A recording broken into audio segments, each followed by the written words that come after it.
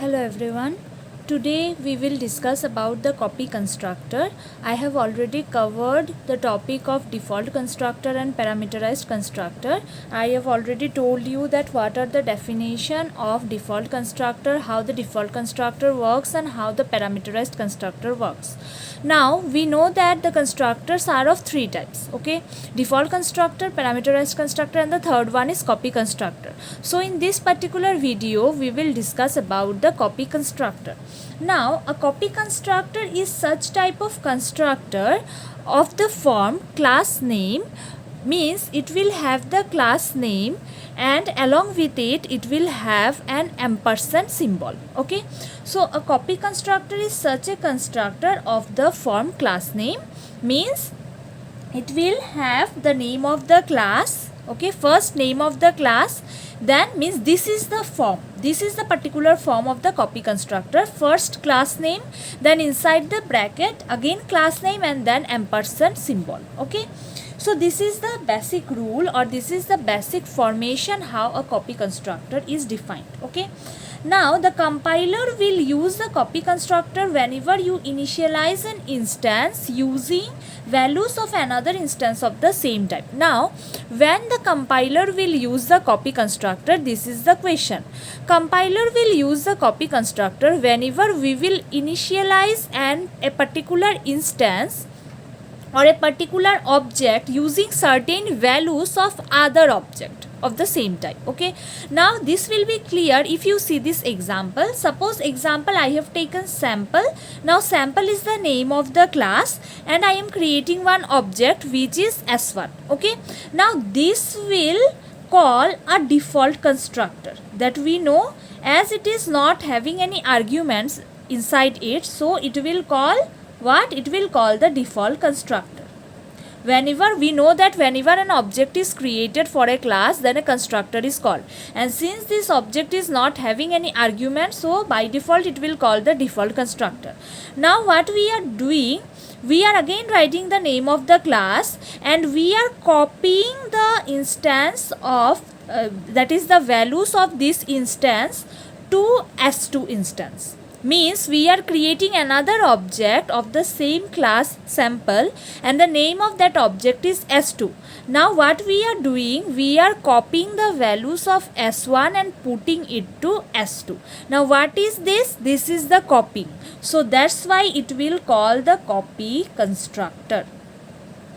And you always remember one thing, that if the copy constructor is not defined by the user also, the compiler automatically defines a copy constructor. Okay, the compiler will call a copy constructor automatically and it will create the copy constructor under the public section if the user does not define also. This is the thing. Okay, now let us take one example of a simple code. Suppose we have taken a class, name is sample, and inside this class we have taken int I, j. These are the data members which are defined under the private section of the class.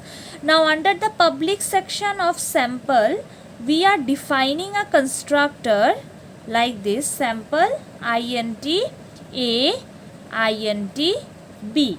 Now this type of constructor is what? This type of constructor is the parameterized constructor because there are parameters inside this constructor. So it is a parameterized constructor. Okay, so this parameterized constructor is having two arguments and it is defined like this: I equals to a and j equals to b. Means the user will give certain value. At the time of defining an object, the user will pass certain value to this object. Now when these values will be passed, first value will be passed to I and second value will be passed to j. Now we are again defining another constructor, sample, and in the bracket we are again writing, that is we have written the class name, then in the bracket we have again mentioned the class name and then ampersand symbol, and we have defined one parameter s. Okay, so this is what from the definition of the copy constructor. What was the definition? Class name, then inside the bracket class name and ampersand symbol. So from the definition of this a copy constructor, we can say that it is a copy constructor. So in this particular code, one parameterized constructor is defined and one copy constructor is defined. Okay, now inside this copy constructor, what we are doing, j equals to s dot j and I equals to s dot I. I will tell you what it is doing. And we are writing cout copy constructor. This we are writing, and then we are closing this particular copy constructor and we are defining one member function like this, void print void, and this member function is defined like this, cout ij, means it will print the value of I and j simply. Okay, it will print the value of I and j, this particular member function. Now suppose my code is ending here, means the class has ended here. This is my class's definition, whole definition. Okay, now in this class you see what it is doing. First we have created one parameterized constructor. So in this particular class, what are the constructors that are defined? There are two types of constructor which is defined. First one is parameterized constructor, which is providing some initial values.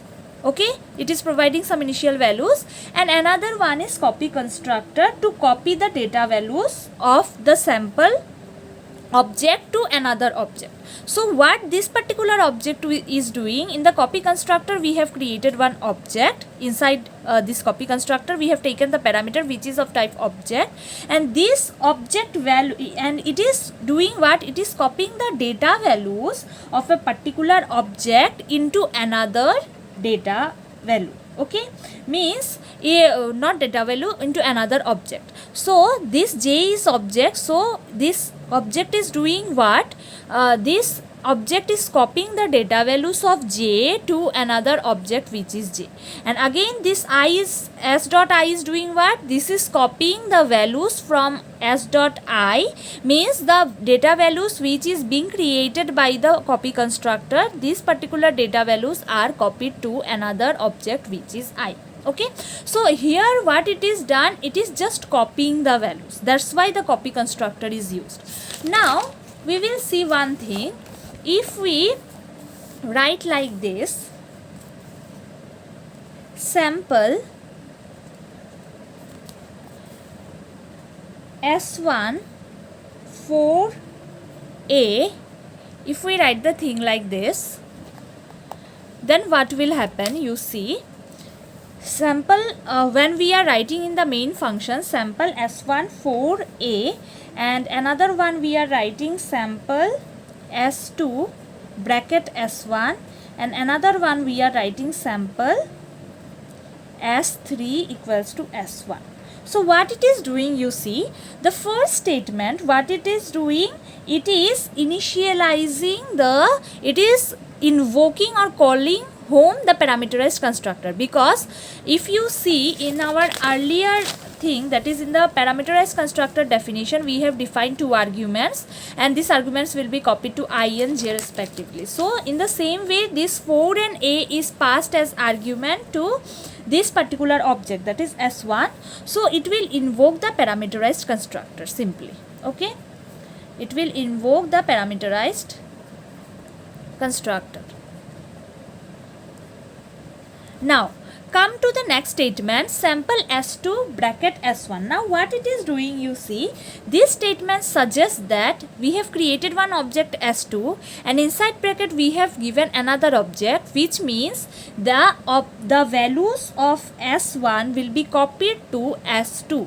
So this means it will invoke the copy constructor, and s1 is copied to s2, that is copy constructor. Okay, now copy constructor, if you want to invoke a copy constructor, you can write it like this also, or else you can write it like this also. By giving an assignment operator, you can copy the values, data values of one object to another, or simply using the bracket also you can copy one data object values to another. So this is same as that one. It is also copying, s1 is copied to S3. S3 is another object and it is copying the value of data values of S1 to S3. So here also the copy constructor is used. So this is how the copy constructor works. Okay, this is how we invoke the copy constructor, either giving the assignment symbol or we give the bracket. Okay, now we will see when a copy constructor is called. Okay, so basically what we have seen, when a copy constructor is basically invoked, so when an object is defined and that object is initialized with another object, that is the condition, that is the situation when a copy constructor is defined, that we have already seen. Now there are two situations when a copy constructor, two more situations. That one situation is that when a particular object is defined and initialized to another object, at that time copy constructor is called.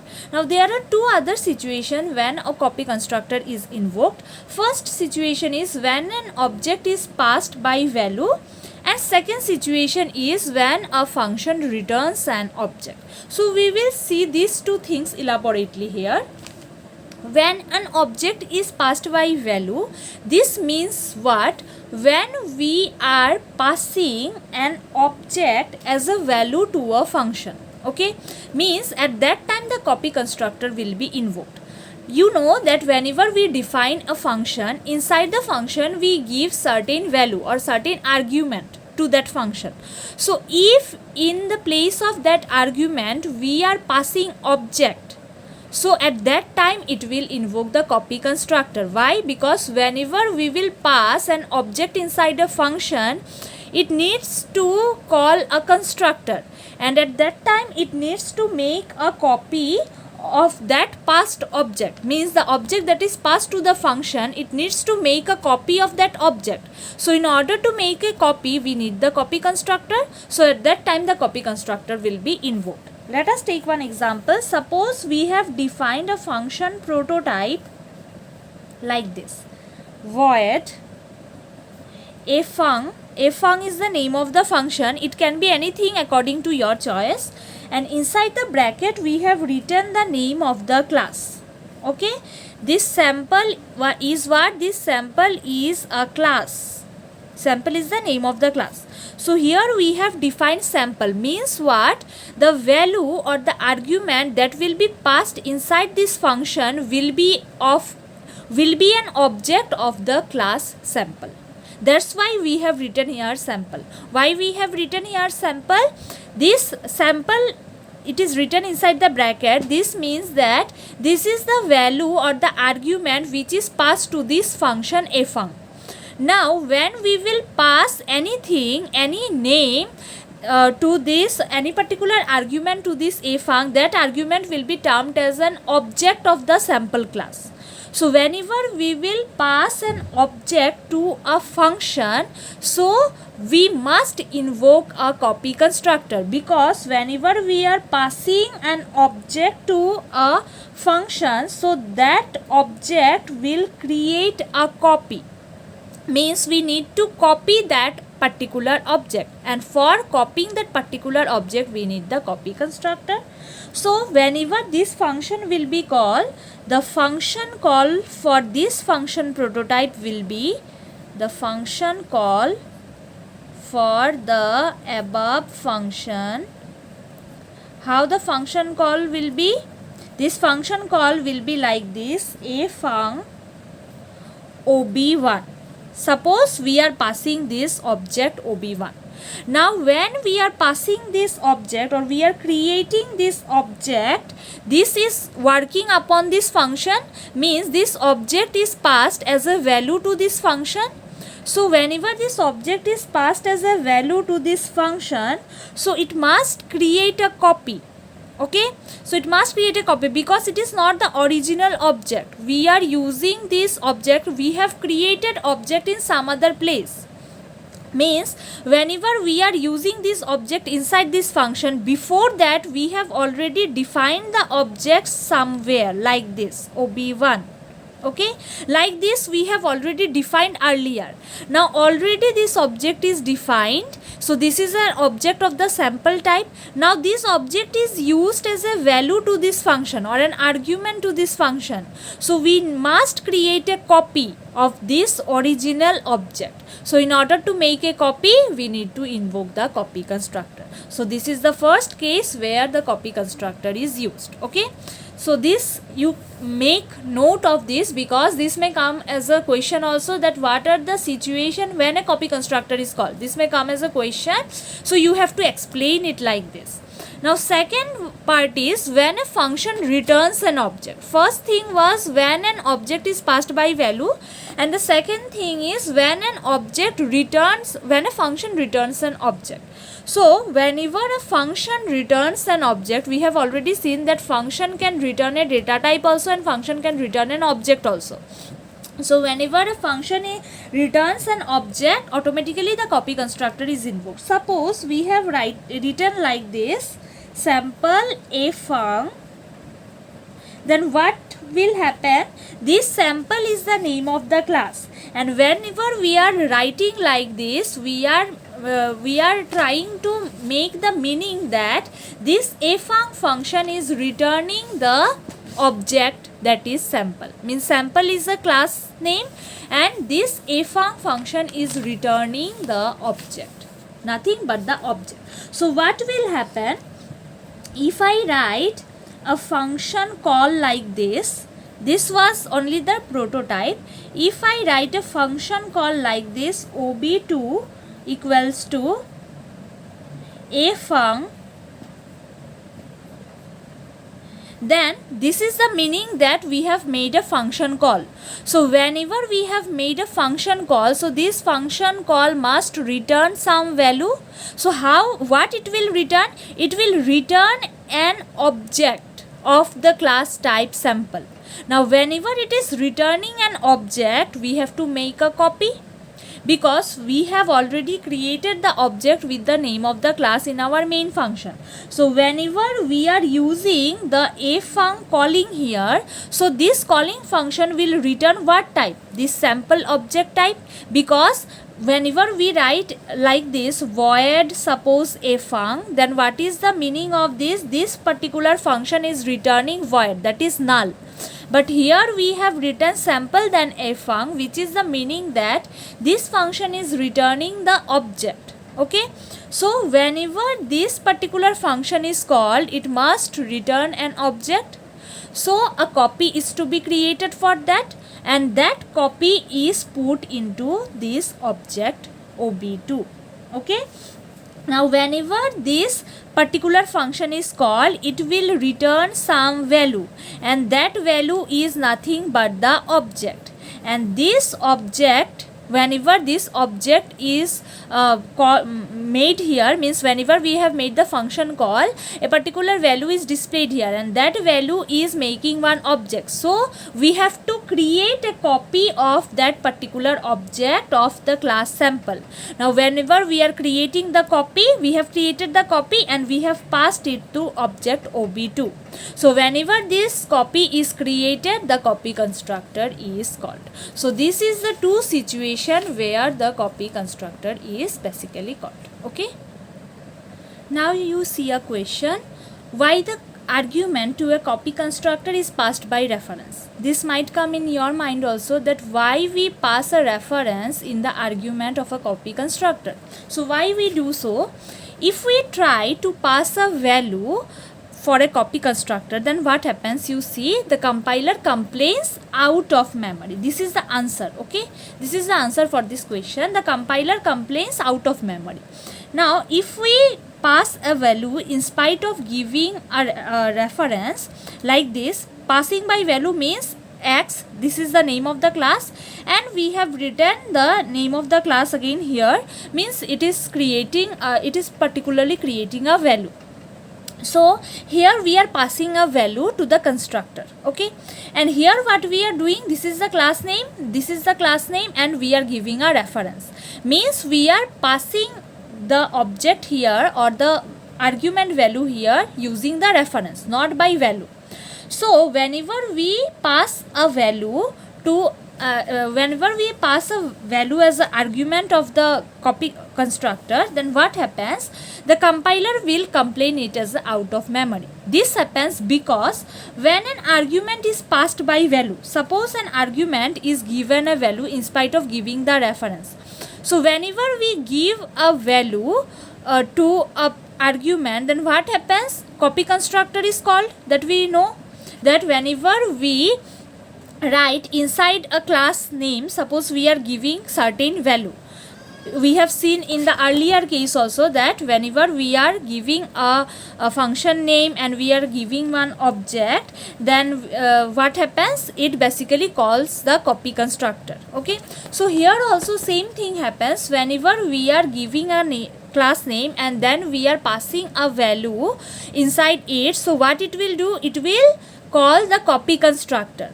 Now this copy constructor will be invoked. Now when this copy constructor will be invoked, again this thing will be invoked, that is x, and in the bracket again x, that is the value of the argument. This will again be called. Now when it will see that inside this bracket again the value is there, so again it will call the copy constructor, and this copy constructor is defined itself like this. So what it is happening, the constructor is basically calling itself again and again.